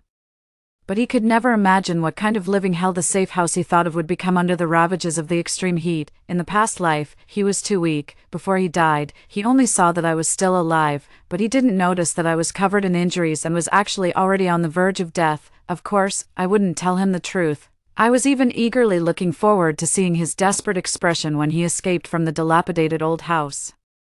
If he could really escape alive. 5. The extreme heat wave arrived as scheduled. The notice issued by the experts said that there was a large-scale solar flare eruption, and the extreme heat would last for 3 days. The public was advised to stay calm and avoid going out during the period of extreme heat. The notice was exactly the same as in the past life, but I knew that the experts were wrong. The extreme heat would last for a whole month, getting hotter day by day. In the past life, due to the nationwide suspension of working classes, some netizens jokingly said, "Thank you for the extreme heat," which gave the vast number of working people a holiday, but not everyone was so carefree. There were panic buying sprees everywhere, and prices soared sharply. Air conditioners, fans, freezers, etc., for cooling were sold out directly, and they were hard to buy even with a lot of money. In the past life, I didn't have the money, couldn't get an air conditioner, and was reluctant to buy one. I could only spend the initial period of extreme heat by soaking in the inflatable swimming pool I found in the old house and blowing on the old electric fan, but this life was different. As soon as the temperature reached 50 degrees Celsius, Charles couldn't wait to call me to show off. "Bitch, how dare you hit me? Now you're trapped on the 33rd floor and can't come down, right? I'm telling you, the extreme heat will last for a whole year. You're doomed." I had just woken up from my 2-meter-wide bed and was preparing to make myself a sumptuous breakfast. After hearing his words, I calmly glanced at the thermometer. With the help of the 2 air conditioners, the indoor temperature was very comfortable, only 25 degrees Celsius. I yawned. "I don't understand what you're talking about. What extreme heat?" I motioned for the system to show me the monitor and clearly saw Charles's hand holding the phone pause, and he gritted his teeth. "Don't you realize that the temperature outside has soared to 50 degrees now? Where are you now? You can't not be in the new house, right?" He was very anxious. I found it interesting and deliberately provoked him. "I'm here, but there's plenty of air conditioning in the new house, and it's not hot at all. I even feel cold." Charles stared at me in surprise. "Impossible. It's obvious that the water and electricity will be cut off as soon as the extreme heat arrives there. Don't be stubborn. You must be dying of heat already, right? Unlike me, I'm the one enjoying myself in the old house with the air conditioner on. Do you want me to let you hear the sound of the air conditioner to cool you down?" In the past life, Charles and his friends had a wild time in the new house for 3 days and 3 nights. When the extreme heat arrived, he was sound asleep in bed. He was awakened by the heat and then realized that the water and electricity in the new house had been cut off. Due to the low occupancy rate of the new house, the developer cut corners, and the infrastructure was simply not perfect. It was okay when there was no problem usually, but as soon as something happened, the machine started to break down completely. The soaring extreme heat was the last straw that broke the camel's back. Charles learned from his mobile phone what the experts said and naively thought that the extreme heat would really only last for 3 days. Thinking that there were still some alcoholic drinks and snacks left from the party at home, and he was unwilling to climb the 33 floors, he stayed in the new house all the time. When he was almost dying from the heat, he kept calling and abusing the property management company, urging them to deal with the problem quickly. But with the temperature reaching 50 degrees Celsius, working classes were suspended all over the country. Who would dare to go out and serve him? Charles missed the initial evacuation period. As time went by, the situation became more and more critical, and he couldn't escape even if he wanted to. According to the medical staff who carried him out at that time, he later survived by eating his own excrement. He thought that I would be just like him, trapped in the new house and helpless when the extreme heat came, so he couldn't wait to call and mock me. However, he didn't expect that I was not affected at all. When he didn't get a reply from me for a long time, he became even more anxious and roared, "Bitch, I'm talking to you. Are you fucking deaf?" I found his naivety ridiculous. No matter how many years passed, he was still as sensitive and inferior as when he was first brought into my home by my scumbag father. He would fly into a rage once his demands were not met. I slowly heated a cup of milk for myself with a small electric cooker and sipped it slowly. "Charles, don't you think you're the only one who was reborn? Let me tell you, just because I could survive in that dilapidated old house doesn't mean you can too, and just because you couldn't survive in the new house doesn't mean I can't either." I had already made full preparations in the new house, so it didn't matter if I told him about the rebirth now, because it was impossible for him to survive in the dilapidated old house. On the monitor, Charles's face instantly turned livid. His eyes widened like copper bells, and his breathing became rapid. He said shrilly, "This is impossible. I'm the chosen one. What right do you have to be reborn, you stinky bitch, slut?" I impatiently picked my ears. "If cursing me can restore your poor self-esteem, then go ahead, but if I were you, I'd first think about how to survive in the old house. You're not really that naive to think that the old house is definitely safe, are you?" Charles's roar stopped abruptly, and a trace of fear flashed in his eyes. "Stella, what do you mean?" I sneered and hung up the phone directly. Charles had calculated well and stocked up a lot of supplies in the old house, but he didn't know what kind of demons lived in that dilapidated old house in the urban village. The supplies he hoarded were like a huge bait, attracting those people to skin him alive, pick his bones clean, and leave nothing behind. 6. In the past life, when I just moved back to the old house, there was no food at home at all. I endured the hunger until after 8 o'clock in the evening when the sun set and the temperature dropped a bit before going downstairs to buy some food at a high price. Although the temperature had dropped at that time, it was still around 45 degrees Celsius.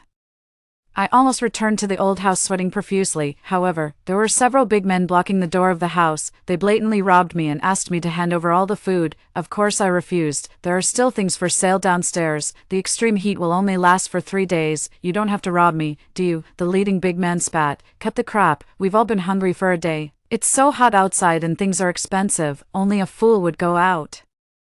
If you're sensible, hand it over quickly." He grinning savagely. "Don't think we don't know. That sissy who sent you back yesterday said that you're just a prostitute. If you serve us brothers well now, when the extreme heat is over, we promise to patronize your business." Under the pressure of their large numbers, I didn't dare to argue anymore and humiliatingly gave up the things. The sound insulation in the urban village was poor. The big man's shouts spread through several floors, but no one helped me. Everyone closed their doors and windows tightly. After they left, there were still people knocking on the door maliciously, also wanting to borrow food from me, but it was only the first day of the extreme heat. The water and electricity in the urban village hadn't been cut off yet. Those people clearly had the ability to solve the problem themselves, but they all came to bully me in this life. Perhaps because Charles was a man and he didn't go out to buy things.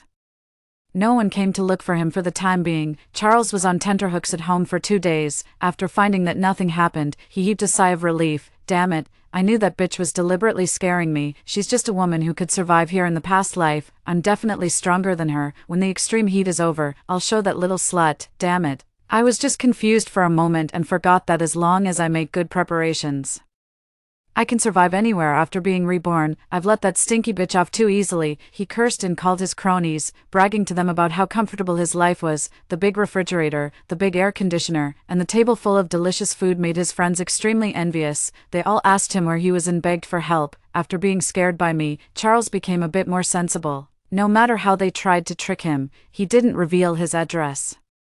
I sneered a few times while looking at the monitor, and directly asked the system to take a screenshot of the piled-up supplies in his house, download it to my mobile phone, and post it online together with the address of the old house with the caption, "I've built a safe house for the end of the world. Should I be proud? Welcome everyone to come and spend the summer heat with me." 7. This post was quickly topped the hot search list, with hundreds of thousands of likes and shares. Damn it.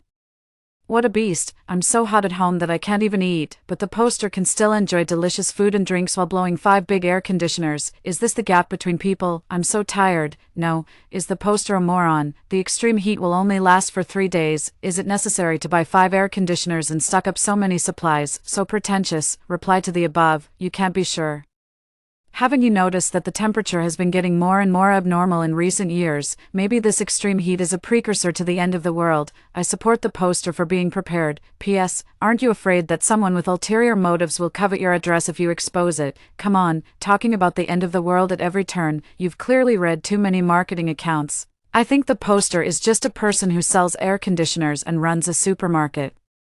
He wants to trick people into coming to buy his supplies. There were all kinds of opinions on the internet. Some people even said that they would form a group to watch this show off after the extreme heat was over. Of course, Charles also came across this post. At first, he was greatly surprised and thought that I had installed a monitor in his house, but he searched every corner of the dilapidated old house and couldn't find it. So he called and cursed, "Bitch, what means did you use? You just can't stand to see me doing well and want to kill me, don't you?" I leaned on the sofa and sucked on the durian. "Yes," Charles said angrily. "If you're not benevolent, don't blame me for being disloyal." He also posted my address on various online forums, boasting that there were jewels and food hidden in my place, and most importantly, the owner of the house was a slut who would die of loneliness if she didn't see a man for a day. He tried to call on men to come to my house and kill me, but not everyone was as full of vulgar thoughts as him. As soon as his post was posted online, it was spontaneously reported and deleted by enthusiastic netizens. "Are you crazy? You're almost dying of heat, and who's still thinking about that kind of thing? I checked that address. Any house there costs 2 or 3 tens of millions. People with such financial strength would be short of men. You should at least be more realistic in your dreams." I feel sorry for the lady owner of the house. She must have been pestered by some dark and twisted pervert again. Some despicable men who are useless themselves like to spread vulgar rumors and slander girls. I'll report every one of them I see. He failed to frame me, but he himself got into trouble in just one morning. It was enough for all the people who should have seen the post to see it. Bang bang bang, open the door. The community is checking the water meter. The iron door of the dilapidated old house was knocked loudly, and a man's malicious voice sounded outside the door. Charles's cronies also had him in the group and asked, "WC, Brother Tion, is this person in the photo you actually prefer to show off online rather than tell us where you are? That's so unkind." Charles's face instantly turned pale. He panicked. "8, open the door. I know someone is at home. You show off. Didn't you like showing off and inviting us to your house to escape the heat? Why don't you dare to open the door now that we're here? Brother, why don't we just forget it? I think the person in the house is just a poor and pretentious loser. We don't need to waste time on him." "Shut up. Are you the big brother or am I? I say we open it, so we open it, Daniel." The big man who took the lead in robbing my supplies in the past life surrounded the dilapidated old house with more than a dozen of his subordinates. Charles sat at home and didn't dare to open the door. He knew that once he opened the door, it would be all over. While dealing with his cronies, he frantically typed and insulted me, saying that I was born a liability, didn't deserve to live at all, and should have died just like my mother earlier. This sentence completely enraged me. I pinned a new comment at the top of the post that revealed his address. "I'm laughing to death. There are really a few morons knocking on my door. They're so stupid. I won't open the door. Let you die of heat. If you have the guts, break the door open." As soon as the comment was posted, Charles's angry roar and Daniel's furious shout sounded simultaneously. "Stella, you son of a bitch, you bastard. Who the hell are you calling a moron?" Obviously. Daniel was also paying close attention to that post. With a dark face, he ordered his subordinates beside him, "Brothers, go for it. Break open this bastard's door and teach him a good lesson on how to be a man." "Yes, boss." After the sound of the door being pried open came, Charles didn't have the time to scold me anymore. He hurriedly moved tables and stools to block the door. However, the door lock was quickly pried open. One of Daniel's subordinates kicked the door hard, and the tables and chairs that Charles had painstakingly moved were as vulnerable as dominoes. Charles cursed "damn it" and picked up the chainsaw he had specially bought for self-defense beside him, roaring, "Don't move. I'll saw anyone who comes in. I want to see who dares to come in." He threatened with the chainsaw in his hand, thinking he was fierce. Unexpectedly, Daniel and his group of people laughed mercilessly at him. "Ha ha, boss. Look at this moron. He's as skinny as a weakling and is still threatening us here. Hey, you weakling, look at how nervous you are. I'm afraid you've even forgotten how to use the chainsaw, right?" Hearing these taunts, Charles's face became even uglier. He was used to being conceited, and people around him had always only flattered him. When had he ever suffered such humiliation? Charles waved the chainsaw and rushed towards the other side aggressively, but the other side easily dodged. Subordinate no. One squatted down and swept Charles's legs with a sweep kick, making him kneel on the ground easily. The chainsaw fell to the ground and was quickly picked up by subordinate No. 2 and put on Charles's neck. "Who were you calling a moron on the internet just now?" Charles's face instantly lost its color, his body trembled involuntarily, and a pungent smell filled the air. He was actually so scared that he wet himself. 9. Charles didn't know that the group of people he threatened with the chainsaw, They were all vicious criminals who had served their sentences. The subordinate with the lightest criminal record had at least served 2 years in prison. The leader, Daniel, who was 43 years old this year, was sentenced to 23 years in prison for manslaughter and was just released last month. Decades of prison life didn't reform him. Instead, it stimulated his desire to commit crimes. After the extreme heat apocalypse completely arrived in the past life, he was the first to take the lead in disrupting the order, prying open the rooms of the whole building, robbing all the supplies, and tying up everyone and treating them like slaves. His subordinates found 3 pedal-powered generators in a certain household. These 3 generators laid the foundation for his tyranny. Under the temperature of 50 degrees Celsius, Daniel could still enjoy the cool breeze of the electric fan and drink ice-cold drinks. There were a total of 84 people in the building, excluding the old people and children who were roasted to death as soon as the extreme heat arrived. The remaining 35 people, regardless of gender, had to take turns pedaling the generators for him. Those who were obedient could exchange for a bite of food and water after pedaling the generator for 10 hours. Those who were disobedient would be starved for 3 days, accompanied by endless humiliation and abuse during that time. Usually, people would easily give in without 3 days. If there were still people who refused to be obedient, it was even easier. Just knock them out and throw them out. Under the temperature of 50 degrees Celsius, they could be turned into mummies in half an hour. During that month of extreme heat, almost all the people who were still alive were barely hanging on by a thread, while he and his subordinates lived a more comfortable life than an emperor. That period of time, full of stench and tyranny, like a purgatory, made me shudder every time I recalled it. Fortunately, in this life, it was Charles who would face these people instead of me. 10. After Charles wet himself from fear, Daniel and his group of people taught him a good lesson on how to be a man. The scene of him being beaten until his head was bleeding made me satisfied, and I drank 2 large bowls of iced mung bean soup. The soft and glutinous mung beans were soaked with water. With a gentle bite, I could feel the cool juice spreading in my mouth. Then, taking a sip of the sweet soup, each mouthful was like a cool breeze blowing in the hot summer. With the hard-working air conditioner, I couldn't feel at all that the temperature outside had reached a terrifying 49 degrees Celsius. It was as if I was on vacation in the Arctic. In contrast, on Charles's side, with a swollen face like a pig's head, he trembled and begged for mercy. "Bosses, I know I was wrong. You've vented your anger already. Can you spare me?" Daniel leisurely lay on the sofa, feeling the coolness brought by the air conditioner. When he heard these words, a playful smile appeared at the corner of his mouth with a cigarette in it. "Spare you? It's not impossible." Upon hearing this, a glimmer of hope and a trace of contemptuous sneer flashed in Charles's eyes. However, Daniel's next words were like a basin of cold water, dousing him completely. Daniel smiled sinisterly. "From today on, everything in this room of yours belongs to us. And then we'll spare you." "All right, you can get out now," Charles roared. "Why?" Charles's unwilling howl resounded through the sky, but Daniel and the others didn't care at all. Daniel waved his hand impatiently, and his subordinates sneered and threw Charles out of the door like garbage. Charles fell heavily to the ground.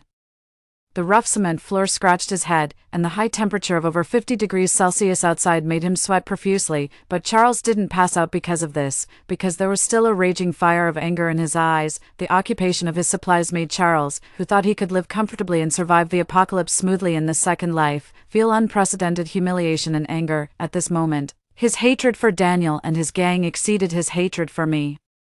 With great difficulty, Charles sat up, wiped the sweat off his head, removed the blood from the corner of his mouth, and took out his phone to contact his cronies. Charles, am not someone to be trifled with. You're all doomed." 11. While Charles was meticulously planning his revenge, I had a wonderful afternoon nap. I hadn't been this leisurely for a long time. My biological mother passed away due to a heart attack when I was in my sophomore year of high school. As soon as she took her last breath, my scumbag father brought Charles home. That was when I found out that my scumbag father actually had an illegitimate son as old as this outside. In order to protect this illegitimate son, he and my mother pretended to be poor their whole lives, while my mother and I were squeezed into that moldy, dilapidated, and small house, worrying about our livelihood. Charles was able to enjoy a life of luxury.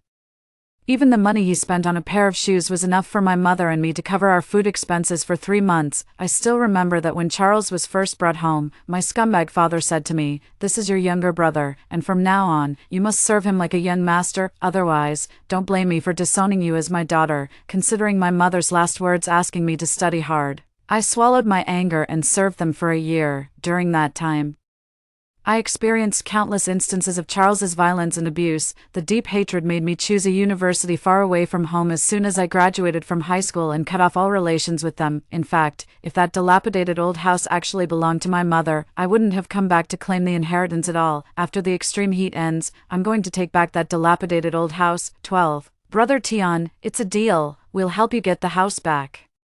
And you'll give us half of the supplies, Charles's subordinate asked tentatively, double-checking with a hint of unease in his tone. It was already past 9 o'clock in the evening, but the temperature was still as high as 46 degrees Celsius. The air was filled with a searing heat that could almost roast people. With the wounds from the beating during the day and not having had a drop of water since being driven out, Charles felt extremely uncomfortable, without even thinking.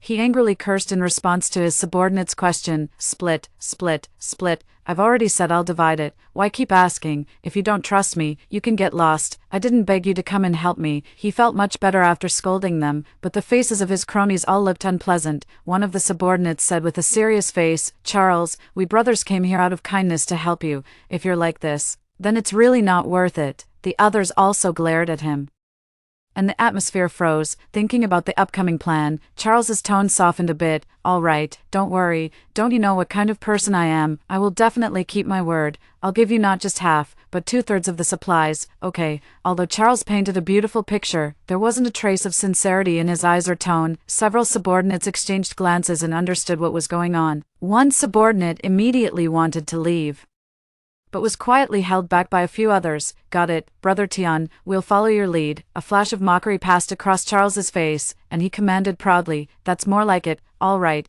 it's about time, let's start the operation. 13. In the past life, the water and electricity in the dilapidated old house were cut off on the 6th day after the extreme heat arrived, and today was the 5th day. The order hadn't been disrupted yet, and most of the residents were just complaining incessantly, waiting restlessly for the extreme heat to pass. Only someone like Daniel, who ignored the law, would do the thing of seizing other people's supplies in advance. Charles and his group's plan was simple and brutal, that is, to turn off the power switch and wipe out Daniel and his gang when they came out to check. For this purpose, Charles and the others carried weapons on them, including kitchen knives, baseball bats, bricks, and so on.